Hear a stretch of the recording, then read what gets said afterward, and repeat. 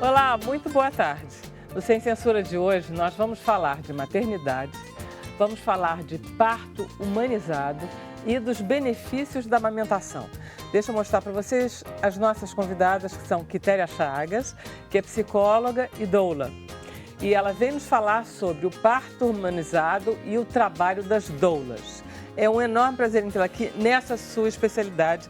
Não pedi para você dançar e nem para você falar do Império Serrano. Olha, é muito bom variar, Quitéria. Obrigada. As mudanças, transformações, não só a maternidade, mas na nossa vida é importante você estar sempre aberta a novas fases da vida, mudanças. Sobretudo com a Helena. Me ajudou muito, a Helena. Parabéns, obrigada. Nós estamos com Carmen Elias, que é pediatra, e que ela vem falar sobre os benefícios da amamentação para as mães e para os bebês. É isso mesmo? Correto. Faz bem para todo mundo, né? Para todos nós. Para todos nós. Nós estamos com Maíra Libertar, que é enfermeira obstetra, e ela faz parte do coletivo de parteiras que trabalha com partos domiciliares.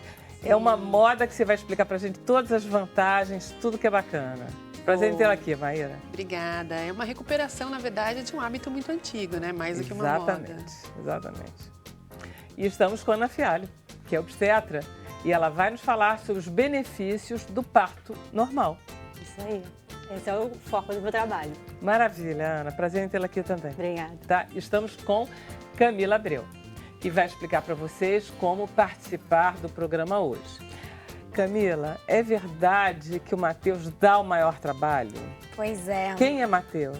Matheus, bom, como vocês já devem saber, Matheus é o meu sobrinho, eu sou tia de primeira viagem. Você é uma das que vai ter muita dúvida para perguntar para elas. Mas se você em casa também tiver dúvidas sobre amamentação ou parto humanizado, essa é a hora. Envia pra gente que eu vou repassar para elas. Use a hashtag Sem Censura, tá bom? Maravilha, Camila. Olha só, o programa de hoje ele tem uma característica muito adorável, que é o fato de um programa de mulheres falando de um assunto feminino. E o que eu mais gosto é porque em nenhum momento da nossa conversa os homens estão ou fora, ou excluídos, ou não deveriam estar. Eles estão dentro, absurdamente dentro, mas, mal ou bem, essa conversa é boa, que ela se passe entre mulheres. Eu não acho ruim isso.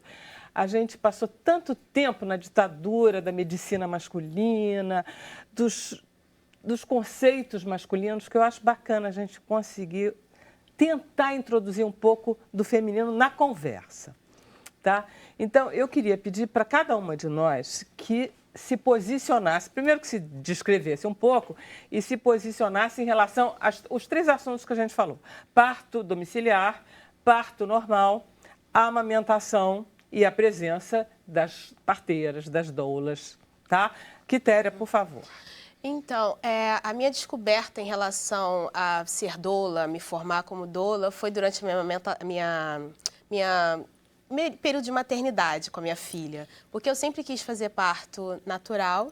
Eu não sabia essas diferenças de parto normal, parto natural, humanizado, eu não entendia nada disso. E a minha ideia sempre foi fazer uma questão de um parto hospitalar, porque eu achava que eu precisava realmente de um profissional para fazer o meu parto.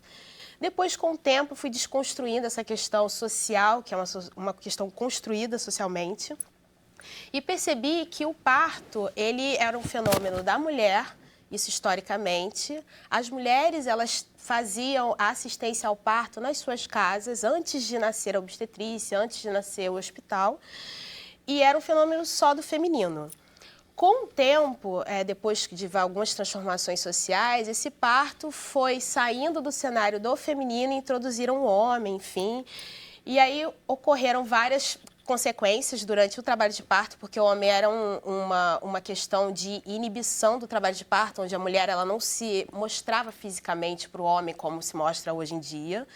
E aconteciam vários problemas durante o trabalho de parto. E aí foram nascendo obstetrícia e outros instrumentos para resgatar esses bebês que sofriam e as mulheres sofriam, porque tinha aquela presença do masculino. Não que o masculino seja ruim, mas numa questão de época, foi inibitório no cenário por vários motivos. E aí eu comecei a entrar nesse universo e comecei a desconstruir algumas coisas até entrar para o parto domiciliar. Com 33 semanas de gestação, mudei de ideia. Eu falei, não, já estudei tanto, estou me sentindo tão preparada, por que não encarar um parto domiciliar? E o meu marido, essa questão do pai, foi super companheiro, ele falou, não, o corpo é seu, você vai parir onde você quiser. E ele é italiano, a ideia dele de parto natural sempre foi uma ideia muito concreta, porque na Europa a cesariana não é uma coisa assim eletiva, as pessoas veem a cesariana como realmente um resgate de vida para salvar vidas. Com risco de vida mesmo. Risco de vida, enfim. Aí eu comecei a desconstruir tudo isso e vi muitas informações que eu vi que a sociedade não tem acesso. É um público restrito que tem acesso, infelizmente, porque tem profissionais de saúde, referência de parto humanizado, que algumas estão aqui no programa, e são pessoas assim que infelizmente não estão no plano de saúde, não porque não são pessoas humanas, mas enfim, existe um custo para ter uma equipe humanizada. Lógico que tem alguns profissionais que fazem assistência voluntariada, como doulas, mas ainda é uma coisa muito restrita a um certo público e não por que não você divulgar isso na televisão, né? Bom, tudo bem. Então, a tua experiência está ligada à tua experiência de maternidade. E eu só queria saber uma coisa. Qual é a diferença entre uma doula e uma parteira? Então, a doula, ela não faz parto, ela não faz nenhum procedimento invasivo, ela não faz toque de dilatação. Ela faz Ela é um profissional que presta uma assistência durante o período da gestação, no pré-natal, de orientação, informação, quais são os procedimentos que são humanizados. A gente auxilia na amamentação também, orienta no pré-natal e durante o trabalho de parto... É uma personal mother, tipo assim... Não é bem isso, porque durante o trabalho de parto a gente dá um apoio contínuo emocional, explica quais são aqueles... Nesse sentido mesmo, você dá um apoio, você é uma personal da mãe ali, cara, você está ajudando a mãe. Ajudando a mãe, é um termo moderno, vamos dizer, da moda, para facilitar. Para as pessoas poderem ter acesso ao termo. E melhorar esse grupo de apoio, que a mulher, ela não está sozinha. Ela tem que ter a família, pessoas que possam ajudar nesse período do pós-parto também, da gestação. Com certeza. Vamos passar para a Carmen para explicar. Carmen, a verdade é que é um momento complicado para a mulher mesmo, não é? A gestação... o bebê que nasce, a amamentação, são experiências únicas. Quando eu fiquei grávida a primeira vez, eu ficava impressionada que eu conversava com mulheres de 70 anos, eu tenho quase 70 agora, e o que eu falava ativava uma memória afetiva imediata, como se a pessoa ela voltava imediatamente para o parto. Eu digo, isso é uma experiência muito violenta, muito forte. E é verdade, é uma experiência muito violenta. É um momento único, né? Vamos falar assim, né? E que tem que ser vivenciado com intensidade. Eu, por exemplo, tenho aí 3 décadas já de formada, fui formada cartesiana, onde 2 e 2 sempre dava 4, né? E, de repente, também UTI, terapia intensiva, em que família ficava fora. E, de repente, fomos reconstruindo esses espaços, fomos vendo a necessidade de introduzir a família. E aí, a partir de um mestrado, tudo mudou. A família faz parte do cuidado, a família tem que participar, sim, principalmente na hora do nascimento. Mas aí vem a importância de um bom pré-natal, de um bom preparo, para que nesse momento, que é um momento que a gente quer memorizar para sempre, seja um momento de celebração da vida. Você sabe, o caso do Matheus, por exemplo, que a gente ficou impressionado. O Matheus nasceu, aí de repente a irmã da Camila teve problemas de amamentar. Exatamente. Porque o bico não se formou, não sei o quê. O bico era invertido. 9 meses para preparar essa porcaria desse bico pois e não tem o bico. Isso a gente se sente muito, né? Cara. Dessa questão de estruturar essa mulher. A mulher, ela entrega a vida a um profissional, uma equipe que vai conduzir uma segunda vida. Isso. Né? Então, não pode existir dúvida nesse momento. A gente tem que só, mas é o que mais existe. Forma, pois é. amparar, né? E hoje até, para você ter ideia, as seguradoras aí de seguros de saúde estão valorizando esse momento, incluindo o pediatra numa consulta de pré-natal, para que ele converse com a família, que ele estruture essa família e até fale um pouco do que é esperado para acontecer, né? Com certeza. É muito importante tudo isso e as pessoas não ficam muito à mercê elas ficam à mercê de tudo, E na hoje- verdade, É e de claro, muita besteira. É claro que, como nós sabemos, né, de 10 partos, um pode complicar. Existe aí um 10%, por isso hoje, inclusive a própria neonatologia tem toda uma formação de como agir nesse 1% que pode complicar. Pois é, vamos aí tocar nesse assunto brabíssimo. Olha só, tem duas pessoas, dois homens que eu respeito profundamente. Um é o inventor do ar-condicionado, que eu acho muito básico. O Concordo. primeiro deles é aquele médico inglês que resolveu introduzir a lavagem de mãos antes dos profissionais irem para os partos. Sim, sim. Esse, para mim, é o maior de todos. E o pior que eu esqueço o nome dele é cada vez. É John não sei das quantas. Porque se matou criança pra caramba, se matou muita mãe e, graças a Deus, está acontecendo menos. Você não acha que isso influencia quando as pessoas tiraram as mães de dentro de casa? Você acha que não? Então, na verdade, o que a gente vê historicamente é que houve um processo de saída dos partos da residência, muito motivado, de certa forma, pelo crescimento da medicina, mesmo se a gente for olhar para a história aqui do Brasil, do aumento do número de faculdades de medicina, de serviços, de maternidade mesmo, e até de um certo investimento em propaganda, vamos dizer assim, da corporação médica, de que o parto hospitalar era o mais seguro naquele momento. Houve um período de transição em que as mulheres achavam estranho, porque a maioria dos médicos nessa época ainda era homem, a figura do hospital estava ligada à doença, não à saúde, mas isso, desde a década de 50 aproximadamente para cá, vem crescendo até atingir hoje a maioria absoluta dos partos hospitalares. Durante muito tempo, o argumento principal era de que o parto no hospital ele era sempre mais seguro, que o parto em casa ele trazia riscos e que a figura da parteira seria um cuidado de menor qualidade. O que a gente tem visto é que, apesar de essa realidade ser assim aqui no Brasil, de fato, você tem países da Europa em que o parto domiciliar nunca se perdeu, por exemplo. E aí, a partir dos estudos feitos nesses países, se vem discutindo, na verdade, que para a mulher que ela é de baixo risco, que ela não tem nenhuma doença, não tem nenhuma complicação, a assistência por parteiras profissionais, que seriam as enfermeiras obstetras, que é o meu caso, ou as obstetrizes, que é um outro tipo de formação, e o parto domiciliar são opções viáveis e compatíveis do ponto de vista de segurança. Então, Holanda, por exemplo. Holanda é um caso, Nova Zelândia, Canadá, Estados Unidos, são países em que ainda você tem um parto domiciliar de alguma forma mais na Inglaterra, Difundida, por exemplo, mais difundida. Não é a maioria em nenhum lugar do mundo, é a maioria dos partos dos países que têm acesso a serviços Mas de tem saúde. sempre a referência do hospital colada, né? Quer dizer, os caras estão com aquele caso de emergência é fácil? Na ou verdade, mais ou menos? Não, na verdade existem Mais alguns ou menos. parâmetros de segurança, né, para isso. Então, tem que ter uma maternidade de referência próximo da casa da mulher, um sistema de transporte.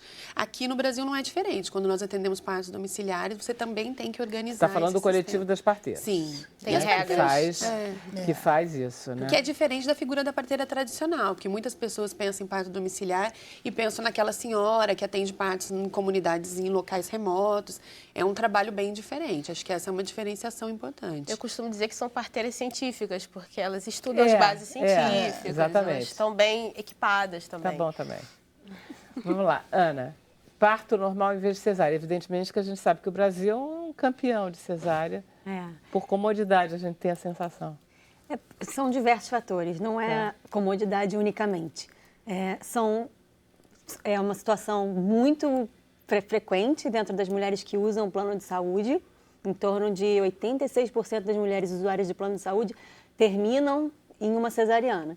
Sendo que no início da gestação, somente 20% a 30% dessas mulheres desejavam essa cesariana. Então, tem um mito de que as mulheres brasileiras querem mais a cesariana, e isso a gente sabe que não é verdade também por estudos. Elas não querem no começo. No começo não, e no fim elas terminam tendo uma cesariana e aí... Exatamente isso. Quase que eu pedi, pelo amor de Deus. Os de fatores pânico. e os fatores que influenciam... Na verdade, a maioria dessas mulheres nem entra em trabalho de parto. Então, não é pela dor do parto. São múltiplos fatores. Durante o pré-natal, muitas vezes se convence essa mulher de que ela tem alguma questão de alto risco e que a cesariana é necessária para ela. E sim, o medo, um despreparo profissional. Hoje, cada vez mais os médicos brasileiros têm menos segurança com parto normal, porque a formação é focada na cesariana. Então, é isso, são múltiplos fatores. O plano de saúde também remunera mal. São tantas coisas que acabam culminando nessa nossa realidade, né? Mas e hoje a gente vê, pelo menos eu que vivo talvez esse público diferente, que me busca por conta do meu trabalho com parto normal, a gente vê que tem um crescimento na busca das mulheres por esse tipo de atendimento.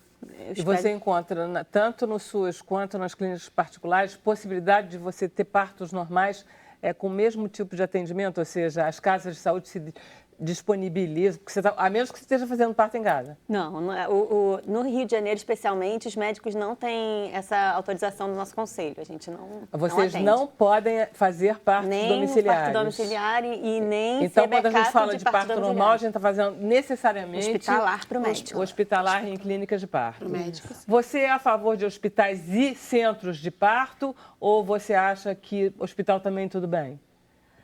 Eu acho que quem tem que escolher isso é a mulher. Eu só posso atender parto em hospital. Existem casas de parto também, né? Que também são exclusivas de enfermeiras obstetras e obstetrizes. Ah, isso eu não sabia. E também no SUS, o atendimento da gestante de baixo risco é da enfermagem obstétrica. Tanto que é muito complicado quando a pessoa não tem uma doula para orientar isso, ela chega no SUS, mas vocês estão economizando, não tem médico para atender minha mulher, mas é porque existem regras. O contexto é que as pessoas sempre acham que o médico que tem que atender, mas o médico no SUS ele só entra quando tem alguma intercorrência, uma consequência muito mais séria. É dito que todo parto de baixo risco é feito pelo profissional de enfermagem. E isso também já tem uma condição na estratégia da saúde da família, porque ela também é vista pelo médico, pela enfermagem e por uma equipe interdisciplinar. Não entendi. Peraí, Carmen, explica de novo. Na estratégia da saúde da família, né, o que vai atender a comunidade, ela também faz o seu pré-natal. E não obrigatoriamente com um médico especialista obstetra. É um médico da saúde da família generalista ou mesmo uma enfermeira. Eles fazem acompanhamento. No momento que existe algum risco, essa paciente assim é encaminhada para o especialista, o obstetra. Tá bom. Caso ela mantenha o baixo risco, ela vai para a maternidade de referência, já sabendo que o parto vai ser conduzido por uma equipe. E nessa equipe você tem a associação dos dois, o médico e a enfermeira obstetra. Olha só, eu tive um parto em que o bebê... Desculpa, estou dando como exemplo, não por valorizar, mas é porque não tem mais a mão, né? Toda mulher coloca... Primeiro se tem experiência, traz a sua chocante, experiência. não tem como. Aí, quando nasceu, ela tinha 8 circulares. Quer dizer, enroladinha. Quem conhece a minha filha sabe perfeitamente que eu vejo ela fazendo isso, tendo 8, pulando e se enrolando. Eu vejo perfeitamente. Então, 8 circulares acho básico, entendeu? Só que, num caso de parto domiciliar, isso daria complicações? Não dá para saber. Na verdade, o que acontece é Porque que... não dá nem para ver antes, gente. Não dá para ver antes. Mas mesmo que se veja alguma circular... Com essas fantásticas fotografias, você tira a fotografia do bebê rindo, comendo, fumando cigarro, e não vê se tem 8 circulares. Não, mas é porque a presença da circular isoladamente não garante e nem condena que vai ficar nada. Enrolada e que vai aguentar. Não, e na verdade, a gente tem um número muito alto de bebês que têm circular de cordão. Geralmente não você 8. Não é? A minha nasceu com 3 voltas. Não 8, mas 2, 3. Não, bastante, já basta, né? Exato. Você, a questão é que é um se assustou, mito... não? Não, porque eu já sabia que a circular, o cordão, ele não é assassino. A Maíra pode explicar melhor. Ela foi boa aluna, né? Na verdade, a ideia é que a circular de cordão, muitas vezes, ela acontece durante o trabalho de parto. Então, fazer um exame de ultrassonografia antes que mostra ou não mostra a circular não significa que no momento do trabalho de parto vai ter. Que vai complicar. E há formas de se resolver isso no parto, tanto em casa quanto no hospital. Então, isso não é um impeditivo. Maravilha. Bom, vamos continuar a conversa sobre parto humanizado, parto domiciliar e amamentação depois do intervalo.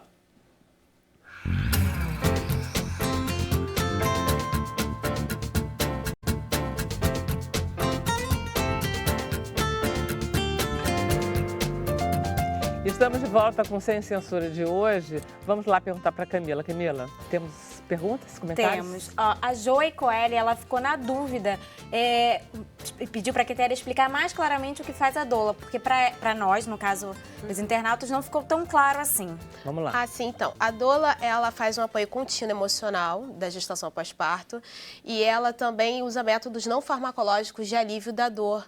Também durante o parto, tem a técnica do rebozo, que é um tecido mexicano que faz umas massagens nas regiões do corpo da mulher para poder aliviar as dores, melhorar essa região da parte pélvica, para ampliar um pouco o espaço, vamos dizer assim, tanto só a orientação na amamentação, porque as pessoas têm muitas dúvidas e, às vezes, o pediatra, lógico, existe um limite de consulta e para tirar todas essas dúvidas da gestante, geralmente as consultoras de amamentação, as doulas acabam se formando como consultoras de amamentação, a gente atende na casa da pessoa. Vocês atendem no pré-natal ou começa o atendimento já no momento do parto? A gente já atende no pré-natal falando sobre a amamentação, sobre essa coisa do bico, porque tem muita gente que passa bucha no bico, e isso destrói a parte do tecido. A pele.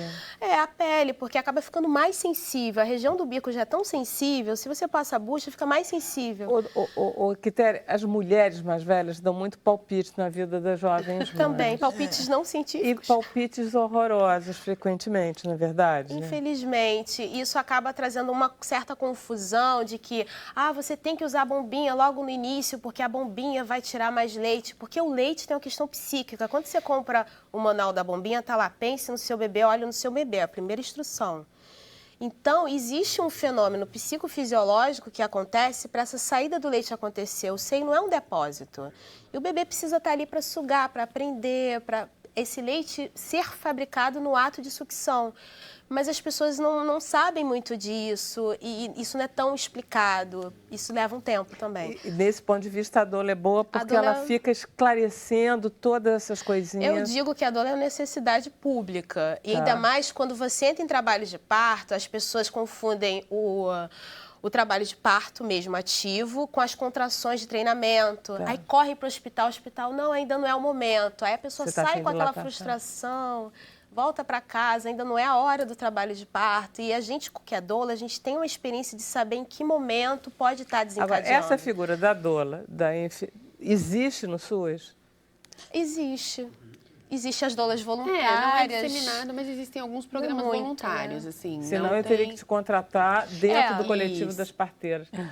E como ter acesso ao coletivo das parteiras? Essa foi uma das perguntas da Jussara. Sim, na verdade, o coletivo de parteiras é um grupo, né, de parteiras, uma das várias equipes de parto domiciliar que atende aqui no Rio de Janeiro. Aí em cada localidade você tem as equipes e os grupos que atendem, que são geralmente formados por enfermeiras obstetras e obstetrizes.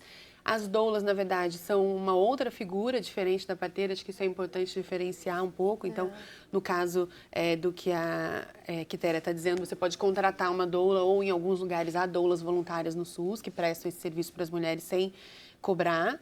E essas pessoas dão esse suporte físico, de medidas de alívio da dor e emocional, enquanto que as parteiras, elas de fato fazem um atendimento técnico do parto. Então, quer seja enfermeira obstetra ou obstetriz, faz esse tipo de acompanhamento. Mas como é que a gente entra em contato com o coletivo das parteiras? No caso da nossa equipe em particular, pelo site, coletivodeparteiras.com. É um dos grupos que atende parto. A gente pode ir lá assistir palestras antes de decidir se quer parto domiciliar ou não? Nós fazemos rodas gratuitas e abertas para as famílias que desejam conhecer o trabalho das parteiras, entender mais sobre parto domiciliar. Aqui tem sempre essas palestras? Uma vez por mês. Na nossa casa, no centro do Rio. No centro do Rio. No nosso caso, no centro do Rio. Eu falo porque foi a equipe que fez assistência para o meu parto. Eu sei, eu estou entendendo. Olha só, Carmen, qual é o principal problema da mãe hoje, porque cá entre nós, os bebês é um problema, mas a mãe é mais problema que bebê, não? Eu tenho a sensação... Não, nem sempre. Tem mães, mesmo que numa gestação não programada e que aconteceu, conseguem se organizar para esse momento da maternidade e curtir, estar preparada, né? E hoje, principalmente, o que a gente valoriza mais é o aleitamento na primeira hora de vida. A gente já sabe essa importância. Esse bebê dentro do útero, ele tinha alimentação por livre demanda através do cordão umbilical, ele tinha oxigenação por livre demanda através também do cordão. No momento que a gente vai lá e clampeia esse cordão oportunamente, quando ele para de bater, é como se dissesse para o bebê o seguinte, olha, agora se vira, você vai ter que comer sozinho, mas olha, dieta só de 3 em 3 horas e o bebê não tem um relógio. Então, por isso que cada vez mais a gente trabalha o aleitamento em livre demanda e, de preferência, se ele puder aleitar nessa primeira hora, a gente já sabe dos benefícios, evita situações de gravidade maior. Hoje, para você ter ideia, só o aleitamento consegue diminuir a mortalidade infantil infantil em crianças menores de 5 anos de idade. É isso E a mesmo. gente, se aumentar um pouco mais essa prevalência, nós em menos de uma década dobramos a nossa prevalência de aleitamento materno, que para a Organização Mundial de Saúde nós ainda estamos num patamar razoável. Mas somos um bom exemplo mundial porque conseguimos, através de tecnologia de pessoas, né, de distribuir uniformizar esse O conhecimento. que você está chamando de tecnologia de pessoas? Pessoas que não precisam de grandes tecnologia para transformar o conhecimento.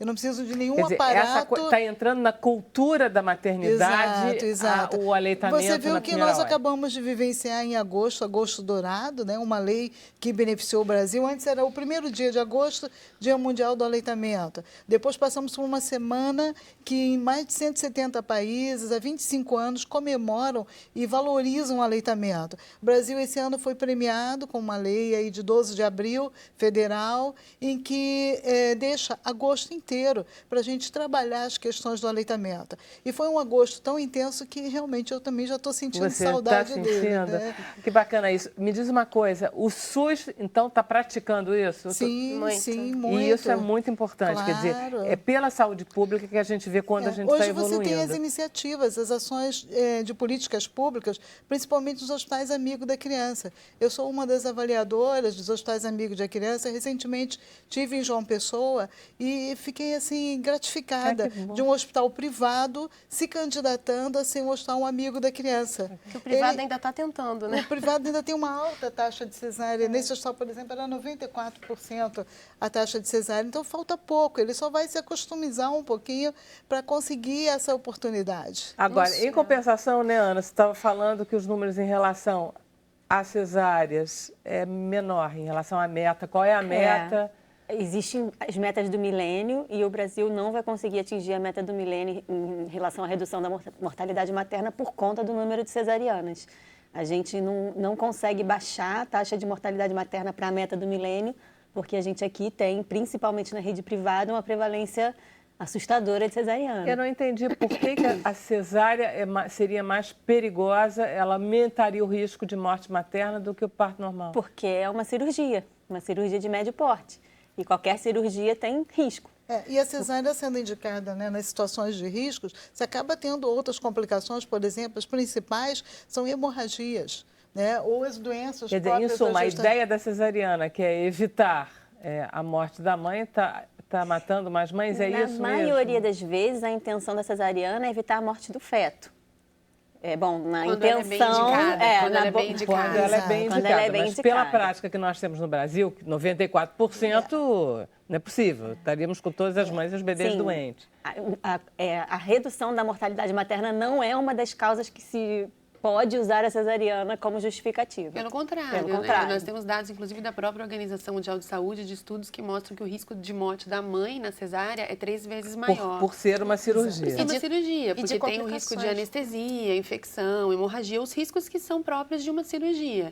Se ela é bem indicada, uma coisa Compensa. Olha, eu me lembro que eu ouvi muito de médicos obstetras a seguinte frase: se não corta em cima, corta embaixo. Ou seja, se você não faz a cesárea, que é um corte, você faz o corte do períneo, quando faz parto normal, e se não fizer nenhum nem outro, depois você tem que fazer uma operação para subir a bexiga, porque a bexiga cai.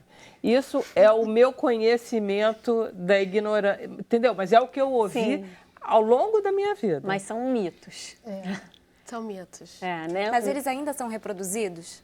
Cada vez menos, por sorte, a gente hoje Pela já... internet, talvez? Então, a internet ajuda muito a divulgar as novidades em relação, tanto às experiências pessoais das mulheres, né? A gente tem muitos relatos de parto divulgados na internet, mas além disso também as evidências científicas cada vez mais que se produzem, né, em relação à obstetrícia, uma condição que não acontecia há algum tempo atrás, se produzia muito pouca informação científica em relação às práticas obstétricas e agora cada vez mais tem estudos sendo produzidos para dizer o que é o melhor para se viver nesse momento, né? Quais são as melhores práticas. As mulheres também não estão mudando, Ana, você não acha isso? Que elas estão começando a querer, aquele papo dos anos 60, ser donas do próprio corpo, Você não acha que isso, mal ou bem, acaba chegando? A informação faz com que a pessoa se empodere e ela decida que caminho ela quer seguir. Porque quando você tem informação de que o pulmão do bebê, para ser completamente maturado, está em perfeitas, ele desencadeia o trabalho de parto, isso já é uma coisa que a mãe fica, oxa, peraí, será que eu vou fazer cesárea eletiva? Vou esperar para talvez o bebê possa ter alguma complicação se ele não está com esse pulmão completamente formado, aí fica mais tempo na incubadora. Uma grande questão da cesariana eletiva é que geralmente algumas crianças bebês ficam mais tempo ali. No berçário, na incubadora, às vezes tem que entrar com algum tipo de medicação. E o parto natural, ele propicia com que os hormônios e todo o organismo da mulher desencadeie esse trabalho de parto junto com o bebê.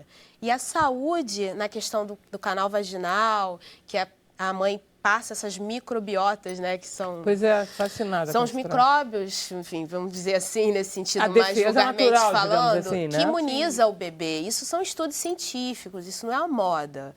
É uma ciência, tem algumas determinações da Organização Mundial de Saúde, do Ministério da Saúde, a questão do bebê sair direto pele a pele com a mãe, essa amamentação que a pediatra falou de primeiro. Queria perguntar, na cesárea, essa amamentação na primeira hora, ela é muito difícil. Ela fica mais dificultada. A gente já consegue, às vezes, o contato pele a pele, que já adianta. E não obrigatoriamente, na primeira hora, você vai conseguir, nos casos, por exemplo, mencionados aqui, um bebê de um risco. Se ele foi para uma cesárea, eu vou acreditar que teve uma indicação clínica e o bebê teve um risco. Então, se existe algum fator de risco, a gente quebra um pouquinho essa humanização, levando o bebê para um atendimento especializado.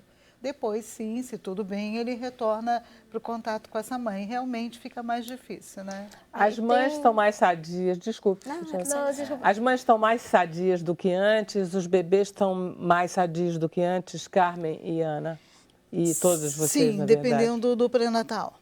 A neonatologia é uma especialidade que ela fica todo vinculada a um bom pré-natal. Você, por exemplo, teve lá 7, 8 consultas de pré-natal. O Ministério da Saúde recomenda mais de 7 consultas. E, por azar, teve uma infecção assintomática 2 semanas antes desse bebê nascer. Então, eu vou ter uma dificuldade. Eu tenho essa informação, ou esse bebê pode manifestar alguma clínica nos primeiras 48 horas, eu vou voltar a você e descobrir que você tem uma infecção urinária. Então, esse bebê já vai prolongar a sua internação, já vai ter que ser rastreado para uma infecção suspeita, até a gente confirmar que não tem infecção. Então, isso tudo quebra um pouquinho a nossa prática dita boas práticas naturais. Quer dizer, bom, primeira regra, então, ficou grávida pré-natal é a coisa mais importante. Absoluta. De todas as intervenções da gestação no parto, um bom pré-natal é aquele que, de fato, vai reduzir mortalidade materna, mortalidade neonatal de forma mais eficaz. Então, o pré-natal ele é obrigatório até para identificar essas mulheres de baixo risco. E uma coisa importante que eu acho que é um pouco ainda negligenciada no pré-natal é justamente a questão da informação. Então, você mencionou o mito da questão de cortar em cima ou cortar embaixo. O que a gente tem, que eu acho que é uma mudança em relação às mulheres, é que durante muito tempo a fonte de informação sobre gestação e parto era o consultório do médico durante o pré-natal. Eu acho que ainda é, não? Mas vem se ampliando isso. Vem se ampliando. Hoje, pra onde? Ela questiona, assim. Através de grupos, né? Grupos de apoio. Que você tem vários profissionais atuando nesse grupo, então as próprias informações são mais estabelecidas, né? Internet, então, né? É a internet, porque o que acontece? Sim. Se a gestante vê um parto no YouTube com cordão a circular, às vezes nó no cordão, o bebê nasce normal, aí a mãe ainda vê depois e fala, o bebê Você depois viu de 2 partos anos. no YouTube? Vi muito. Todas as grávidas veem. Porque o que acontece? Na contemporaneidade, a gente já não tem mais acesso ao parto natural. Então, é um tabu, é um medo. Você põe Quando lá eu parto vi, normal e aí aparece? você aparece todos. Todos? E aí eu Você comecei ficava a falar, assistindo, nossa, como Quitéria? é simples isso. Mas por que as pessoas complicam tanto? Eu comecei a estudar e diminuir os medos e os estresses, isso na psicologia, durante a gestação e o trabalho de parto, isso desencadeia com que o processo tenda a decorrer bem. Tenho certeza É por disso. experiência, Qualquer porque tem coisa da questões vida, psicológicas, lógico, porque o organismo, a vagina, como as pessoas falam, que acham que o bebê vai travar, é um músculo. Se você tem algo que seja um desencadeador de medo e de inibição, vai travar. O corpo, ele funciona dependendo de suas questões emocionais também. Agora, se você só entrega o seu poder para o profissional está ali para dar assistência, para ele te ajudar na medida do possível. Mas o poder é seu também. As pessoas também têm que se implicar nisso. Agora, a gente só está falando do primeiro filho, né? Porque o segundo é outra coisa, não é não? Ei, Quitéria, não vou falar com você. Não é, não? Ela tem 2. Bom, mas é diferente. Em relação ao parto, na maioria das vezes, se você conseguiu evitar a primeira cesárea, você tem um segundo parto muito mais fácil. Não é, não? A primeira experiência pode ser mais difícil, pode ser, não é uma regra, mas pode ser mais difícil. A gente espera tempos mais longos para o primeiro filho. E no segundo filho, a expectativa é que esses tempos de trabalho de parto, períodos possíveis, sejam mais curtos mesmo. E aí, no pós-parto também, a expectativa é que seja uma experiência mais tranquila. E os bebês são mais tranquilos, não são, não? Normalmente, no segundo, já há uma vivência, há um amadurecimento do casal, né? Se você comprar um aparelho de TV, já vem lá todas as instruções dentro da tela e alguns fabricantes aumentam o tempo de garantia. E o bebê? Tem manual? Não. Tem garantia? Também não. Então, o que acontece é um amadurecimento da família para esse segundo filho.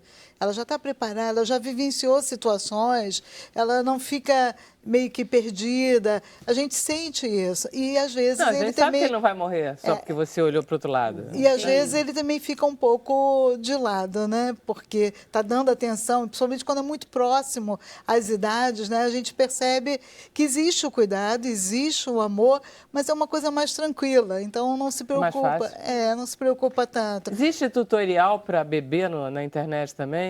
Tipo, Não, trocar gente, fralda, não existe manual. quem está chorando? Deve existir, que Existe tudo. Blog. O banho humanizado, Mas cada por bebê é um exemplo, bebê, né? A gente acaba no vínculo com o bebê, e eu acho que é interessante isso, as pessoas acham que o bebê, tá tendo cólica. O sintoma do bebê, ele faz com que a mãe se construa mãe também. Às vezes, aquela experiência que você acha que é negativa, ela pode ser saudável se você estiver disponível para aquele momento construir novas possibilidades com aquele bebê.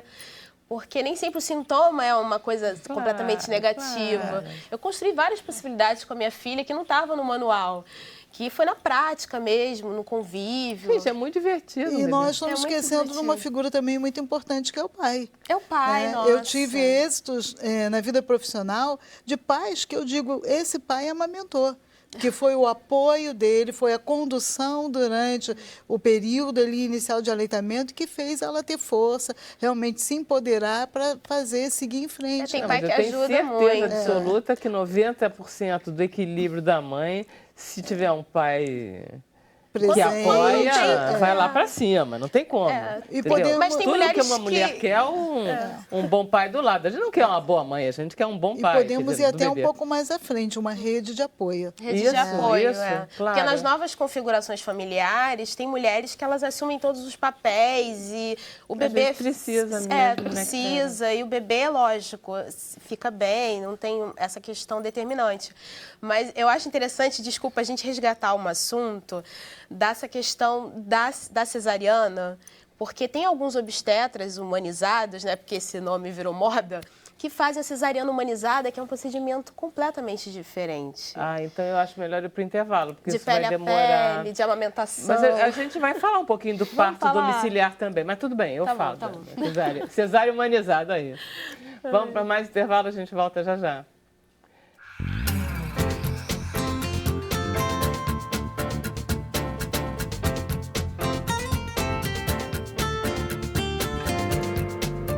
Voltamos com o Sem Censura de hoje, conversando sobre parto humanizado, mas agora deixa eu passar para a Camila, mas depois a gente vai continuar da cesárea humanizada. Vamos lá, Camila. Temos muitas perguntas. Oba. Uma delas é da Sofia Oliveira. Ela pede para a doutora Ana falar sobre a possibilidade do parto pélvico ser natural. Vamos lá. Não é uma prática muito comum no Brasil. Explica o que é parto O parto pélvico. pélvico é quando o bebê nasce com o bumbum primeiro. Sentado, tá. Sentadinho.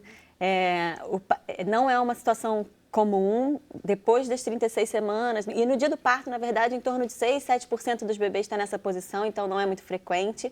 É um parto que traz mais riscos do que quando a cabeça vai nascer primeiro, mas existe a possibilidade, em situações de baixo risco, em condições específicas, do bebê nascer de bumbum primeiro num parto natural. Por exemplo, Maíra, se você está na casa da paciente lá, baixo risco, tudo bem, a banheirinha quente, e aí você olha assim e diz, caramba, é a bunda do garoto.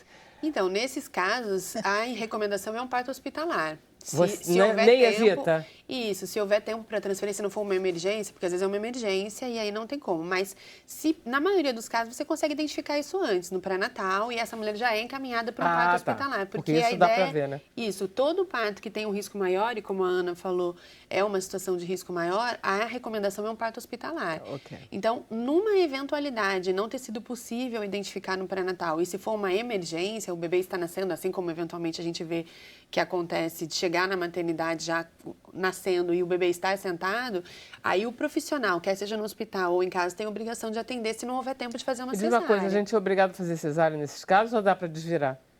Dá tudo, dá para desvirar e dá para nascer de parto normal. Ai, cara, é muito complicado, eu não queria essa profissão para mim, não. São poucos médicos que desviram a VCE, né, o nome. Quantos partos você já fez como doula? Assistência?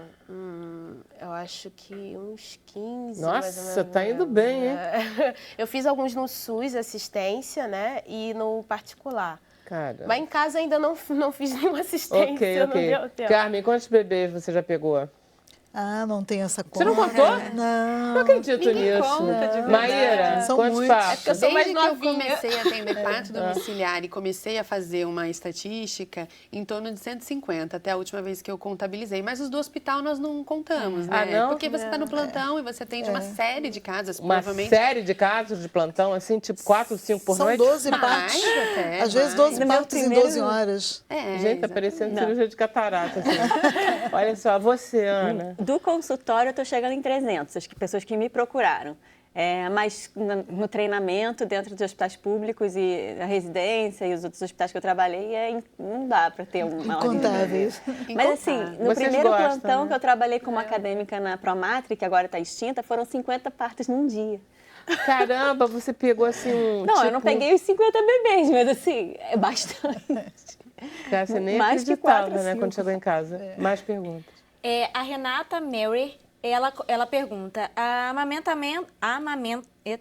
amamento e complemento com fórmula. Preciso acordar meu bebê a cada 3 horas ou posso fazer livre demanda? O bebê está com 2 meses. Por que a fórmula? Ela tem leite, o leite que é do produtor ao consumidor, na temperatura, sem gasto nenhum. Por que a fórmula? Mas acho que a pergunta dela... pediatra para ver a necessidade dessa fórmula e ela continuar trabalhando. Mas até não avançou o problema de que você, com estresse, de repente, pode estar com uma produção menor e aí a criança, aquela criança faminta? Mas é mais uma orientação, tem profissional, técnicas né? de você Aumentar o trabalhar e aumentar. Que não é tomando canjica. Que não é tomando canjica, nem malzibia, mantendo a sua alimentação. Só para ter uma ideia, a cada amamentação, a cada vez que o bebê vai ao seio, se faz sua refeição, você perde em torno de 60 a 70 calorias. É como se você subisse 60 degraus por Eu dia. Por emagreci isso aí, ó, muito. olha que téria. Eu ficava assim, mas isso é para quem está disponível. Eu ficava pele a pele com a minha filha, pele a pele. Nossa, o leite, ele vinha, ele transbordava. Diz uma coisa, e o bico do peito normal... Eu só ficava no sling com ela. Não machucava, não irritava? O meu bico machucou, mas a minha filha, ela fez construção de um bico só no ato de sugar, porque eu não tinha muito bico, realmente. E quando ela começou a sugar, construiu, eu brinco que virou um calo. Hoje eu tenho um bico. Tá. Que é engraçado Acabou isso. de doer. Não, porque passou dói pra de doer. caramba, gente. A gente Foi não no chora com as início. pobres. Na verdade, não, mas não é para doer Não é a pra lei doer, também. Em não é momento pra nenhum. doer. Claro que não é pra doer, mas acontece, cara, não vai fazer. E o que acontece é que hoje o bico é secundário. O importante é postura, posição desse bebê para que nada seja doloroso. Mas eu posso explicar um pouco o porquê da dor. Mesmo sabendo da pega correta, não sei se foi uma questão do fenômeno do parto natural, tinha tanta ocitocina que eu desmaiava. Antes de... Eu oferecia o seio e dormia. dormia. Eu não conseguia fazer a pega, não conseguia oferecer direito. Eu fiquei muito letárgica, vamos dizer assim. E aí, acabava que minha filha pegava errado, às vezes saía, eu já estava dormindo. Então, foi uma questão também biológica, mas é por aí algo mesmo, muito é sempre natural. complicado, Eu acho que nunca E é. muita a questão contração da uterina, dor muita é cólica. que, em geral, está associado a alguma questão de pega, o posicionamento do bebê. E aí, uma coisa que é importante é justamente essa orientação. Desde a primeira mamada, na primeira hora de vida e ao longo do segmento desse bebê e dessa mulher, que alguém, de fato, esteja ajudando. Porque não é para aceitar que dói e não fazer nada. A ideia é trabalhar por um suporte, não é para ficar doendo. Gente, tinha que fazer um estágio. Não pode, assim, mãe fazer um estágio. Fica grávida, vai fazer um estágio, vai para Fernando Figueiredo, fica lá 6 meses vendo bebê. Mas hoje a gente tem como recomendação, porque o correto é o profissional, o pediatra, a pessoa que estiver orientando, observar a mamada. Não basta só orientar, tem que observar, trabalhar nas situações. E se não existir essa possibilidade de consulta de 1 hora, encaminhar os bancos de leite. Toda a maternidade municipal do Rio de Janeiro, ela tem um banco de leite de excelência, em que faz não só captação de leite para os bebês prematuros, também como faz esse papel de orientação. Ai, Carmen, você e sabe com qualidade. que frequentemente as mulheres são tão maltratadas. Não. Você está com uma visão errônea. Eu acho que eu estou com uma visão antiga. Antiga, Tá, eu tô com uma visão completamente. antiga, mas errônea ela não é, não. Existe Não profissionais é e errônea, não. profissionais. Mas quem eu já já vi está... muita coisa horrorosa. Quem já está nesses locais, e olha só, estou te dizendo com certeza, não trabalho em nenhum banco de leite, apenas na unidade, conheço o trabalho, mas hoje nós transformamos todo esse conteúdo numa rede global de banco de leite. E partiu aqui do Brasil, tá? Só E para hoje você ter ideia. tem tecnologias, o laser cura fissura mamária. As consultoras de amamentação e outros profissionais laser Tem terapeutas consultoras de amamentação. conseguem. Olha, tem um exemplo aqui, a Bruna Trent, ela pergunta, ela explica o caso dela e pergunta se ela poderia ter feito parto natural, normal. Ela disse que o bebê dela nasceu com 460. E aí ela foi orientada que o bebê dela estava muito grande para um parto normal. E aí ela foi para o SUS por causa disso, porque ela queria fazer parto normal, mas acabou fazendo uma cesárea indesejada. E aí ela queria saber se ela poderia ter, nesse caso, o parto normal. Ela disse que a dilatação dela era de 6 centímetros. O peso do bebê não define se o parto natural, normal, vaginal é possível ou não. Tem outras variáveis, né? A posição da cabeça desse bebê, a relação da cabeça do bebê com a bacia da mãe. Então, tem bacias que vão receber o bebê de 4,1 kg e vai ser um parto muito fácil e tranquilo. E qual é a orientação para uma mulher que se vê nessa situação, em que ela quer um parto normal e os hospitais, que é o que acontece, o tempo todo orientando, não, você não pode fazer esse parto normal por X, Y, É isso Z. mesmo, Ana, que está acontecendo? Quer dizer, os hospitais dizem isso? Por Você exemplo, tem no que fazer caso cesárea? dessa mulher. O Brasil tem uma realidade muito distinta. Tem hospitais aqui, por exemplo, no Rio de Janeiro, que não vão dar essa orientação para ela, que não vão considerar o peso estimado de uma ultrassom, que tem uma grande taxa de falha, como definidor da via de parto dessa mulher. Então, talvez exista no Brasil cidades e que ela não tem acesso a outras assistências. A gente fica com as mãos atadas. Como eu vou orientar uma mulher que mora numa cidade onde ela não tem outras opções? Não tem como... De qualquer maneira, você falou que peso não é determinante no parto cesáreo, parto normal. Aliás, não é mesmo, porque eu nasci com 4,5. O caso tem pouco conteúdo para poder fazer esse tipo de opinião. Né? Mas, de qualquer forma, isso é importante. O peso, isoladamente, não é o que determina. Não é determinante. E a questão é que o que a gente orienta geralmente as mulheres é que durante a gestação elas acabem tentando procurar já um serviço e um profissional a favor do parto normal, porque quando ela chegar em trabalho de parto, por exemplo, com 6 centímetros da maternidade, alguém disser para ela que é para ela fazer uma cesárea, como é que ela vai argumentar? Onde ela vai arrumar uma alternativa? Ela não pode argumentar, gente. Mãe não é... Não é possível, né? É importante a gestante, principalmente o plano de saúde, tentar buscar o índice de cesáreas do médico. Se ela quer um parto natural, se o médico faz 70% de cesariana, ela não vai conseguir. E aquele profissional, ele não tem nem experiência de parto natural, é até arriscado você fazer. Porque existe uma questão acadêmica que complica, que nem todo profissional consegue aprender isso na faculdade. O pediatra também, as pessoas falam, mas o pediatra, eu fui lá, ele mandou a fórmula, nem me ajudou na amamentação, porque também na pediatria tem essa complicação acadêmica. E tem profissionais que buscam mudar isso e fazer curso de especialização. Vamos lá, cesárea humanizada. Esse não é um termo que eu conheço assim muito como um termo que a gente usa, mas virou moda. Assim, na minha prática, quando precisa ser uma cesariana, que ela tem muitas indicações e é uma cirurgia muito bem-vinda, né? Quando ela é realizada, a gente busca preservar a chegada do bebê. Então, eu acho que o que a Quitéria quis dizer é que essa sala ela não vai ter iluminação muito forte, que também o ar-condicionado não vai estar muito frio, que o bebê vai ser imediatamente recebido no colo da mãe, mesmo que ele nasça precisando de alguma atenção, o primeiro momento é no colo da mãe, e aí nesse lugar vai ser avaliado se ele precisa ser atendido e, né, realizado alguma manobra de ressuscitação, alguma coisa, mas no primeiro momento vai para o colo da mãe. Se ele estiver bem, vai ser mantido ali até o final da cirurgia, no contato pele a pele, e que o bebê tenha a possibilidade de fazer a busca ativa pela mama, porque muito mais importante do que mamar é preservar que nessa hora o bebê busque sozinho o caminho até a mama da mãe. E que se ele, assim,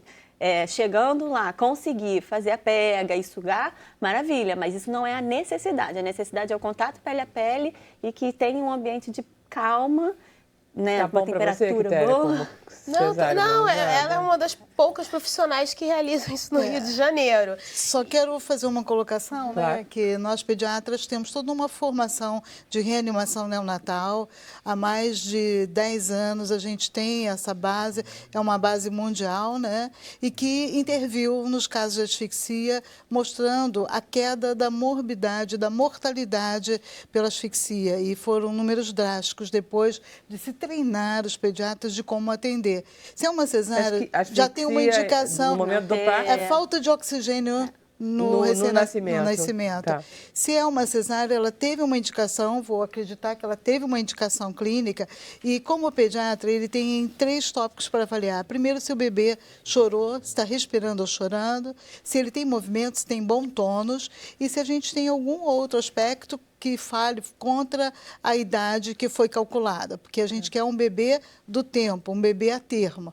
Se alguma dessas 3 perguntas a resposta foi não, o cordão é cortado e ele vai para assistência especializada. Se na assistência especializada a gente resolve a vida desse bebê, ele volta imediatamente para o contato pele a pele com a mãe, né? Esse é um cuidado, porque é prioritário nesse primeiro minuto de ouro que ele se mantenha oxigenado. Eu quero preservar uma qualidade de vida desse bebê. Eu não posso, por luxo meu, ao nascer, colocar junto à mãe. Ele teve um motivo clínico para ser intervir numa cirurgia, né? Então, se teve um motivo clínico, eu tenho esses 3 pontos iniciais para avaliar, tenho 30 segundos para essa decisão. Se depois dessa decisão, eu tenho direito de ou fica com a mãe ou vai para uma assistência especializada. Se não tem um pediatra no parto, é obrigatório? Não, é obrigatório. Não tem parto domiciliar. Em parto domiciliar não tem pediatra. É porque alguém tem que defender a criança. O que ela está falando é isso. Mas o resto tudo se ocupa da mãe, mas alguém tem que defender a criança. Mas mesmo no parto domiciliar, você tem um grupo de profissionais também treinado nesse mesmo programa de reanimação neonatal, com a mesma filosofia. Exatamente. Então, para atender parto domiciliar, você obrigatoriamente tem que ter certificação em reanimação neonatal. Exato. Então, quem é enfermeira obstetra ou obstetrícia atende parto domiciliar precisa fazer o mesmo treinamento. Maravilha. Olha só, eu vou me despedir da Quitéria, da Carmen, da Maíra e da Ana, de vocês que ficaram em casa nos acompanhando. Hoje é sexta-feira, então a gente só vai voltar segunda-feira, né, Camila? Isso. Mas vamos fazer o seguinte, você está gostando da conversa? Quer ficar no Facebook com a gente? A gente vai ficar aqui conversando. Você tem essa opção, tá? Até já.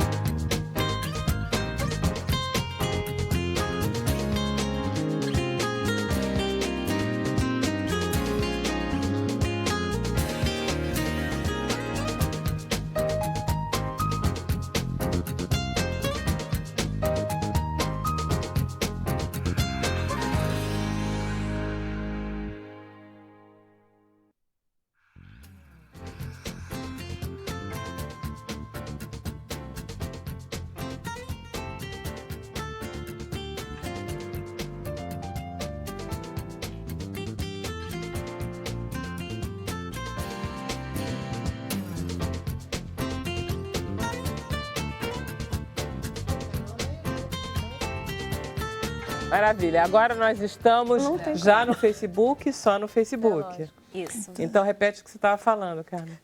Bebê nasceu, tudo bem, é bebê grudado com a mãe. Não desgruda mais, não existe mais o Não, espaço. aquele negócio, agora podemos pôr os pais. Pode grudar no pai também. Sim, pode? sim, E essa questão da pele a claro. pele, a temperatura torácica da mulher, depois do parto, ela fica realmente mais quente para acolher esse bebê. É o melhor incubador, vamos dizer assim. E, por favor, natural, pele, né? pele a pele. Você Pele frisou a muito pele. bem. Porque tem profissionais que pano no envolvem meio. o bebê, Sem pano. fazem um bebê ali, charutinho, um charutinho, né? E quer colocar no colo para dizer que está fazendo contato. E outra coisa, quem define se vai aleitar é o bebê. É ele que diz a hora que ele quer aleitar. A gente não pode ter um profissional empurrando o bebê no peito da mãe, porque tem que aleitar na primeira hora. Ele, com certeza, ele vai querer se Aí eles alimentar. nascem famintos. Sim, Sabe, sei ele lá, vai que querer não, se alimentar. Não nascem Nem famintos. não, O estômago é. geralmente está cheio de líquido amniótico. E se o pediatra for uma pessoa que não aspira o conteúdo gástrico, o bebê vai ficar pouco. Ai, gente, você tem que Não, aspirar não, aquela não, coisa tão violenta, horrorosa. Não tem que aspirar. Não. Não, eu acho que a questão, quer seja relacionada à amamentação ou a cesárea e tudo mais, que é a discussão do parto humanizado, é que ele seja respeitoso justamente com os desejos e as Claro, necessidades claro, da mãe e do bebê. A gente pode pôr o dedinho na garganta dele e vomita sozinho? Não, pode precisa. deixar Não, o tô de líquido sacanagem. amniótico Pode lá. deixar o Bebê líquido saudável amniótico. não tem nem que aspirar o nariz, né? Nada. Ok, Camila, vamos lá. Perguntas. Muitas perguntas, Então tá. muitas dúvidas, né? Esse assunto gera muitas dúvidas. A Aline Amorim, ela pergunta se é possível um parto domiciliar planejado após uma cesárea.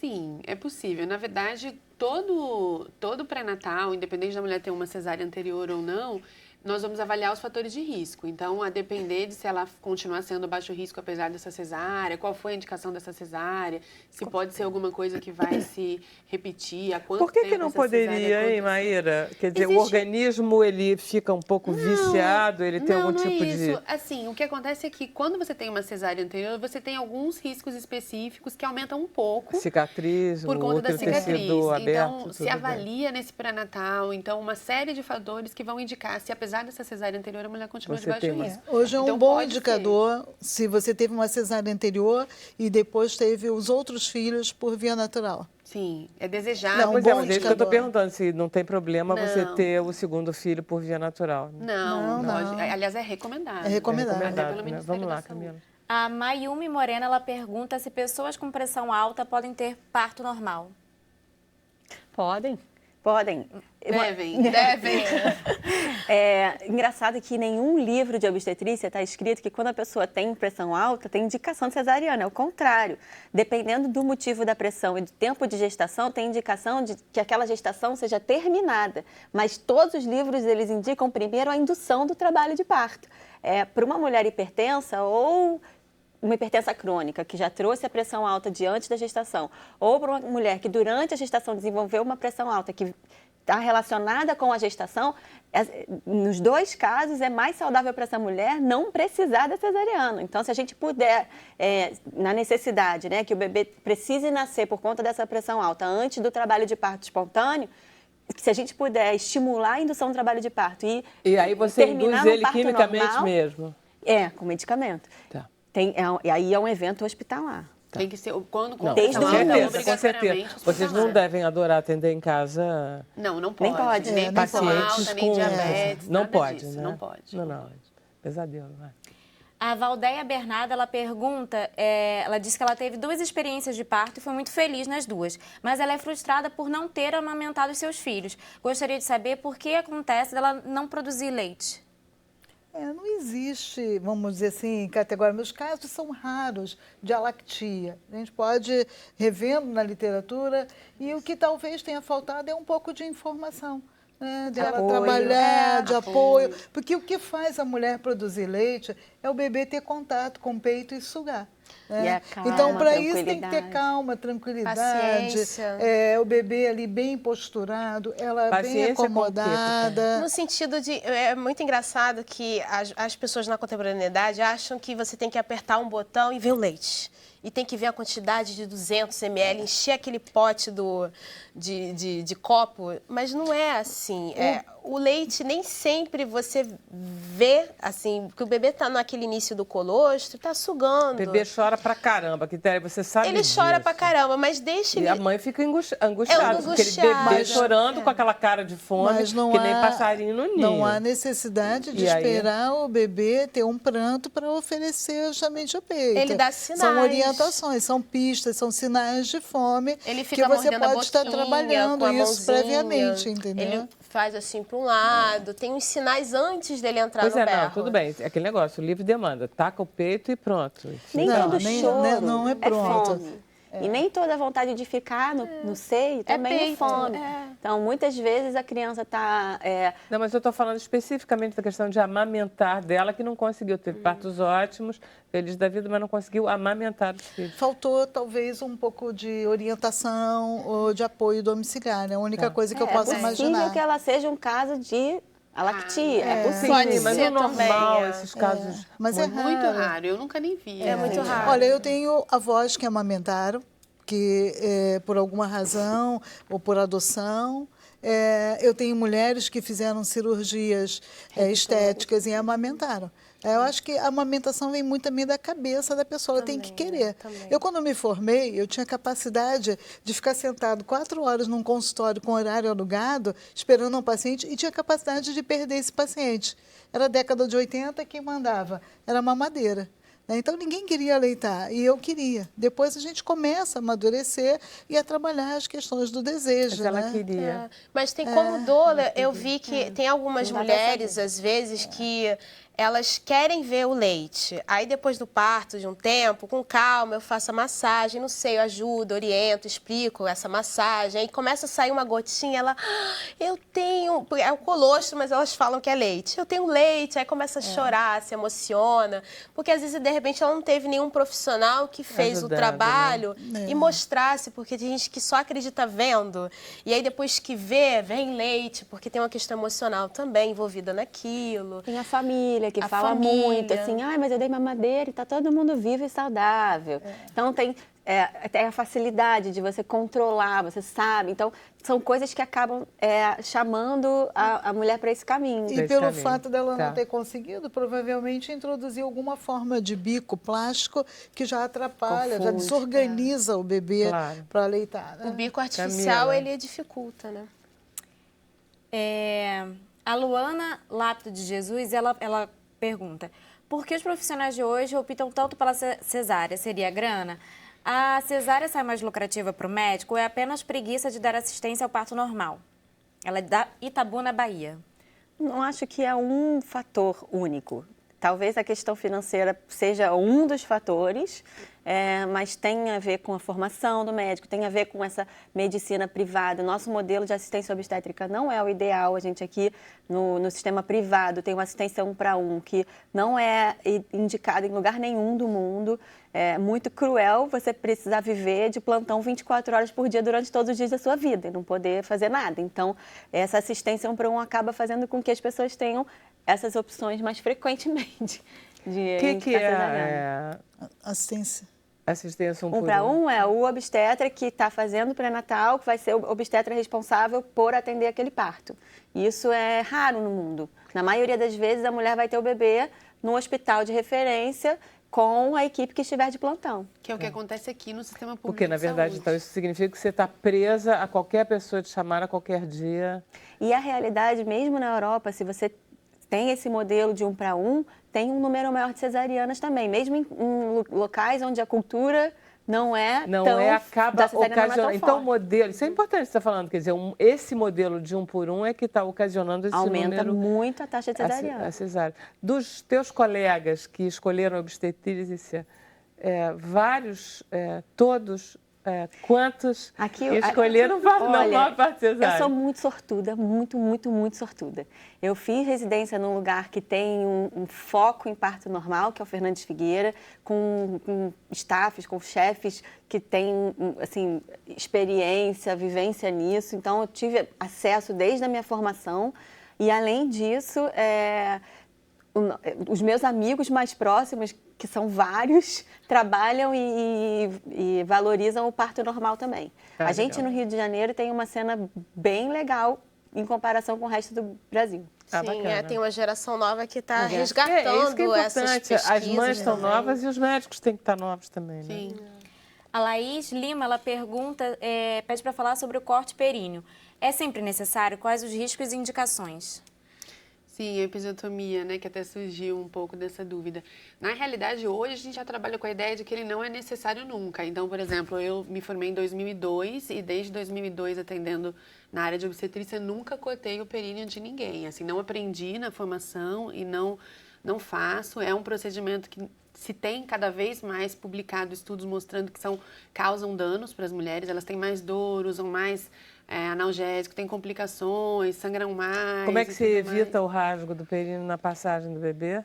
Se você não cortar cuidado, artificialmente, segundo estudos até brasileiros mesmo, entre 50% a 60% das mulheres não vai ter nenhuma laceração. Então, ela não vai ter nenhum corte, nada espontâneo. Nem espontâneo. E esses outros, dependendo do estudo, 30%, 40% das mulheres que vai ter uma laceração, é uma laceração que é mais superficial do que o corte da episiotomia. Cirúrgico. Porque esse corte da episiotomia, que é esse corte no períneo, ele vai até um músculo, tem uma extensão maior, demora mais para dar ponto, e aí por isso mesmo acaba doendo mais no pós-parto, tendo mais complicações. Não, as declarações das mulheres são terríveis. Até para retornar a vida sexual. Que a vida sexual complica. Cicatriz, Você começa a ter uma dor que não é um lugar para ter dor. Isso, né? então essa máxima, né, que é uma coisa que a gente ainda ouve, infelizmente, se não cortar em cima pela cesárea, vai cortar embaixo, é alguma coisa, na verdade, já desatualizada em relação à obstetrícia. Então, nós temos já muito estudo mostrando que não é para ser feito. Mas, por exemplo, a gente tem um estudo brasileiro de 2012 que mostrou que nas mulheres que têm parto normal no Brasil, em torno de 50% ainda tem episiotomia, apesar de as informações científicas já mostrarem que não é mais para fazer. Então, nossos médicos o fato de ser 50% já é uma vitória. O fato de ser 50% hoje é uma vitória em relação a um passado recente. Isso, por sorte, foi até uma discussão da gente antes de a gente pode recomendar às nossas filhas, chega lá gritando, se cortar vai ter, é isso. Ou procurar uma equipe que não corta. Que não corta, seria o ideal. Do que brigar e trabalhar. Não, aquela coisa, argumentar não vai dar certo, né? Chegar reclamando. Também o mesmo tabu social, tem profissionais que às vezes falam, não gosto de parto natural, não quero, não consigo ver. Tem gente que também tem suas opiniões pessoais, né? E o mais interessante, eu acho que quando vem a passagem do bebê na parte vaginal, que o músculo vai abrindo, vai fechando, o bebê às vezes põe a cabecinha para dentro, para fora, tem gente que fica em pânico com aquela cena, porque é uma cena que quase ninguém vê. E se o bebê faz aquele teste no períneo, que eu brinco que é um teste no períneo, às vezes eu explico para a gestante que isso pode acontecer. O trabalho de parto, ele muitas vezes demora, porque os músculos vão ir abrindo, fechando, e o bebê faz aquele teste no períneo, e o períneo às vezes acaba não lacerando. No caso, a minha filha, não tive nenhum problema no períneo. Ela passou normal, grande, com 52 centímetros, 3,8 kg. E não teve, mas isso foi uma coisa também que eu estudei, eu procurei. Você estava atenta, eu estava muito... escolheu a sua turma. Eu escolhi a turma, lógico que às vezes pode acontecer, mas aí eu escolhi uma equipe que se acontecesse não ia fazer sutura. Olha só, eu tenho que terminar o programa, eu gostaria que vocês todas dissessem algumas últimas palavras, que a gente não pôde tocar em alguns assuntos, então agora temos 1 minuto para cada um. Então, mulheres, companheiros, familiares, busquem mais informação. Isso aqui não é moda, parto humanizado é um nome muito complicado, mas são questões científicas que mudaram para que você tenha melhor saúde, seu bebê também, ao longo da vida. Maravilha, Carmen. Procure amamentar sempre. Eu amamento, você amamenta, o pai amamenta. É um produto natural do produtor ao consumidor, produto padrão ouro. Melhor vacina, né? Sim, melhor tudo, né? Sustentabilidade, economia, tudo. Bom, eu diria que para as gestantes, principalmente as de baixo risco, que procurem saber sobre o papel da enfermeira obstetra e da obstetriz, dessas parteiras modernas, profissionais, que acompanham tanto gestação quanto parto, não só em casa, que foi um pouco do que eu falei aqui, mas também no hospital, porque hoje é considerado uma das melhores estratégias para melhorar tanto pré-natal quanto reduzir taxa de cesárea no Brasil, mas no mundo todo. Então, conheçam as parteiras. Maravilha. Doutora Ana. E eu pediria para que não se apegassem muito a esse medo cultural que a gente tem do parto, que a informação com o tempo faz com que elas se sintam mais seguras e sem preconceito chegar no dia do trabalho de parto, que isso é uma grande vantagem, um presente que elas vão dar para os filhos delas. E desse dia em diante elas vão ver que vai ser muito melhor para a vida delas e para o do bebê.